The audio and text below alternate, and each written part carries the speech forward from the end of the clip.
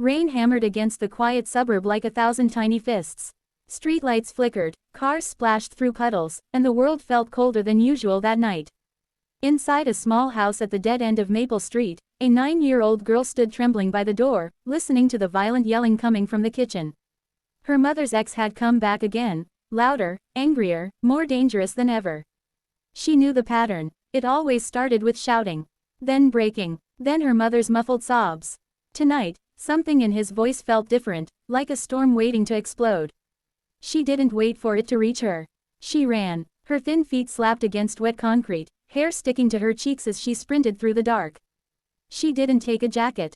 She didn't grab shoes. She didn't even think. She just ran with every ounce of fear a child could carry. The rain swallowed her breaths, and her small hands shook as she glanced behind her, terrified he might follow. At the same moment, a long, black SUV rolled slowly down the street. Tinted windows, quiet engine, the kind of vehicle that didn't belong in a neighborhood like this. Behind the wheel sat a man who looked like he carried a world of his own storms. His eyes were tired, soup damp with rain from a long meeting, and the weight on his shoulders was heavier than the weather.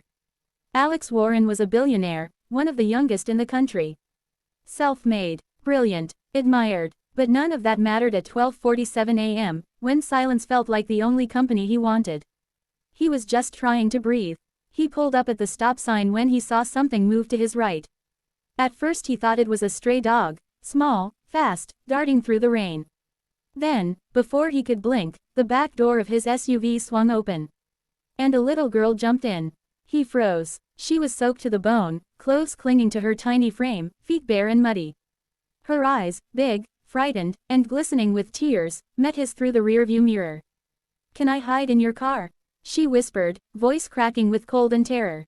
Alex didn't speak. He didn't move. The question hit him like a punch he hadn't seen coming. Children didn't talk to strangers like that. Children didn't run into cars like that.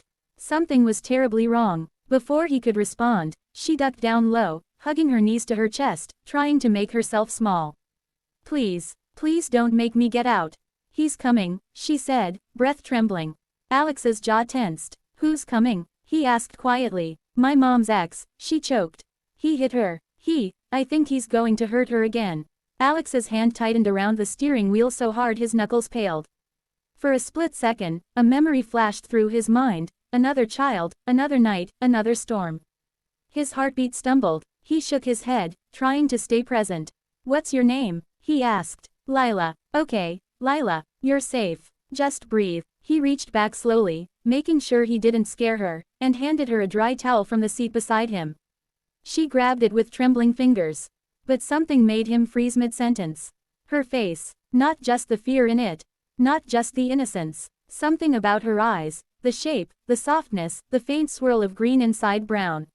He had seen eyes like that before.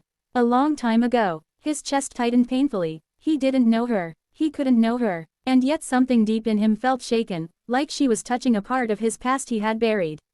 Before he could think, he saw a shadow approaching from the distance. A man stumbling in the rain, yelling a name. Lila's name. Alex didn't hesitate. He hit the lock button, the doors clicked, and he quietly told her, "Stay down." She obeyed instantly. The man got closer, angry, drunk, drenched in rain and rage. He scanned the road like an animal hunting prey. When his eyes landed on the SUV, he squinted suspiciously. Alex watched him carefully, muscles coiled. The man took a step toward the car. Alex put the SUV in gear. Slowly, calmly, he pulled away from the curb before the man could get close enough to look inside. Lila didn't lift her head. She was crying silently, tiny shoulders shaking. When they reached the end of the street, Alex finally exhaled. "Where's your mom?" he asked. Lila wiped her nose with the towel. "She's still at home. He locked me out. I think he was drunk. She told me to run and get help." Alex felt something twist inside him, something old, something raw. He remembered being a boy not much older than her, stuck in a house where help never came soon enough. "We're going to get her help," he said gently. "But first, I need to make sure you're safe." She nodded, clutching the towel like it was armor. Alex drove to a well-lit gas station and parked under a camera. He turned to face her for the first time fully, and the moment he did, something in his chest cracked open. Her eyes, her nose, even the way she fidgeted with her sleeves. A memory slammed into him. A young woman with those same eyes sitting across from him in a cafe 13 years ago, telling him about a baby she couldn't keep. Telling him she had to leave town. Telling him he wasn't ready. His breath faltered. It couldn't be. But the math, the age, the timing. He swallowed hard. Lila, he said softly, do you know your father? She shook her head. Mom said he left before I was born. She said he didn't want us. Those words hit him like a blade. He wanted to speak, to ask questions, to confirm what his heart already feared. But just then, the gas station attendant stepped outside, and Alex forced himself to stay composed. Are you hungry? He asked. She nodded shyly. He bought her warm food, a blanket, and soft slippers to replace her wet bare feet. As they sat in the car, her small hands wrapped around a cup of hot chocolate, she finally began to talk. Not in full sentences, but in little pieces. Enough for him to understand the story she carried on her tiny shoulders. Her mom had left an unsafe relationship years ago. The ex had found them again last month. Tonight was the worst it had ever gotten. I didn't know what else to do, she whispered. I just ran. You did the right thing, Alex said gently. You were brave. She glanced down. Mom says I'm just a kid. That doesn't mean you can't be brave. For the first time, he saw a flicker of something warm in her expression, hope. As they spoke, Alex felt himself sinking deeper into a realization he had never prepared for. The timelines matched. Her mother's name, when Lila finally revealed it, matched. The story matched. And her face was the final proof. Lila wasn't a stranger. She was his daughter. His throat tightened so fiercely he had to look away. 13 years of success, money, power, and none of it mattered the moment he realized he had missed her entire life. Missed her first steps, her first words, her first birthday, missed the chance to protect her from every painful memory she now carried. Alex, she said softly, using his name for the first time because she had heard the attendant say it. He blinked, forcing himself to steady his voice. Yes, thank you, for not making me get out. He swallowed hard. You never have to thank me for keeping you safe. They sat in silence for a moment, rain still whispering against the windows. Finally, Alex took a breath. Lila, he said gently, how would you feel if I took you to someone who can help your mom? Someone who can keep both of you safe. Tonight, she looked up with those familiar eyes. Will you come too? The question shattered him. Yes, he said immediately. I'll be with you. They drove to a nearby police station. Lila stayed close to him the entire time, gripping his sleeve like she had always known him. Officers were dispatched to her home immediately. Within minutes, they found her mother, shaken but alive, and arrested the ex trying to flee the scene.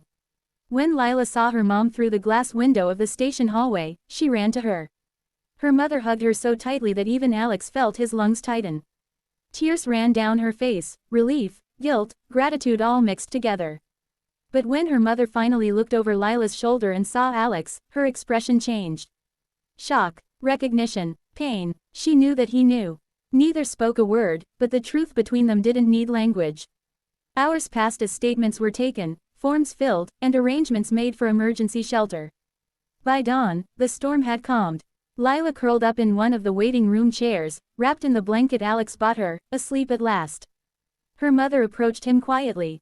You figured it out, she whispered. He nodded. I didn't know how to tell you, she said, eyes red. You should have, he replied softly, though there was no anger in his voice, only heartbreak. I thought you had moved on, she said. I didn't want to ruin your life. You didn't ruin anything, he whispered. But I missed everything. Tears welled in her eyes.